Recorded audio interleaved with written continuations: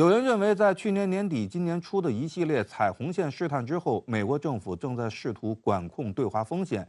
其表现形式之一就是拜登的亚洲行，处处针对中国，但处处刻意避免点名中国。我的理解是这样的，就是真的他明说了啊，说我做这些事儿针对中国，其实他这个事情就不好做了。为什么呢？像那个南亚很多国家、东南亚很多国家，他们不愿意公开的站队。公开的站队是吧？反对中国对他们是不利的嘛，对不对？所以呢，如果美国把立场挑得很明啊，说我这个事儿就是针对中国，那反倒他就拉不动这个东盟和南亚国家了。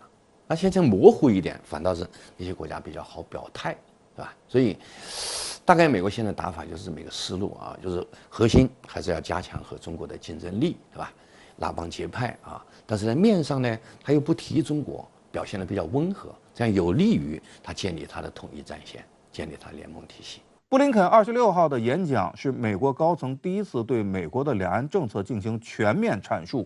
另外就是在实践上，他越来越把他的国内法上，就是与他们关系法放到那个3个联合公报之上，是吧？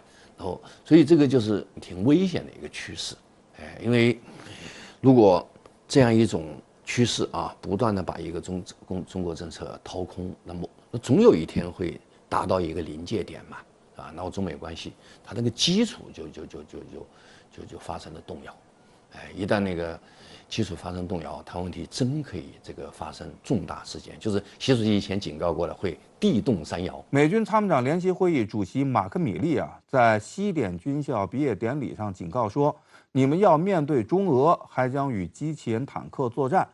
在此之前呢，他还曾在一场参议院听证会上声称，美国将帮助台湾进行自我防卫，同时呢，要让中国大陆知道，攻占台湾是个非常非常难以实现的目标。但我们知道，去年底就有媒体曝光，马克米利曾经在2020年的10月30号、2021年的1月8号2次致电中国军方，保证美国依旧稳定，不会向中方发起突然袭击。如果有袭击，他会亲自发出警告。两相比较马克米利现在似乎变得激进起来了。为什么？我们又应该如何看待这种现象？参联会主席马克米利他就是个双重身份啊，他又是政治家，又是军方领袖。我觉得前年、去年呢，这个他给中方打电话呢，那个身份是军事领袖。这个因为那个时候他的那个总司令呢是特朗普。特朗普绰号是特不靠谱先生嘛。那么现在呢，他跑到西点军校讲话，他是政治领袖，他又给他的军队打气，知道吧？就像政治动员一样。这个时候他要夸张一下中俄的威胁，要他们做好战斗准备。所以如果把他那个身份呢分清楚啊，政治领袖、军事领袖，他这个不同场合讲不同的话就很正常了。台湾如果比如说某一天彻底对美国失望了，那这个牌也不好用了，是不是？所以呢，他得就是安抚台湾，是吧？稳住大陆啊，然后又把其他盟友召集起来，他得几方面那个来保持均衡，所以这个操作也是有点难度的啊，所以就我们会看到这个有一些很矛盾的现象。其实特朗普政府已经在打台湾牌。不过呢，特朗普打台湾牌似乎主要还是从竞选的角度考虑，而拜登政府上台之后打台湾牌有过之而无不及。为什么会这样？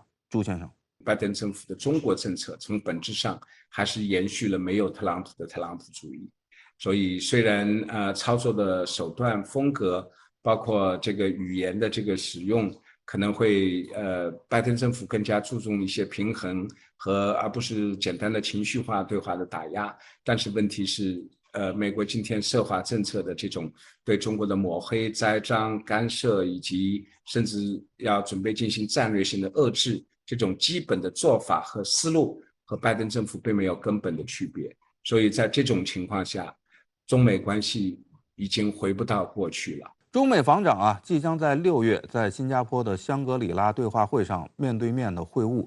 在布林肯全面阐述对华政策之后，中美防长的这次会晤呢，被视为管理两国竞争关系、加装避免军事冲突的护栏。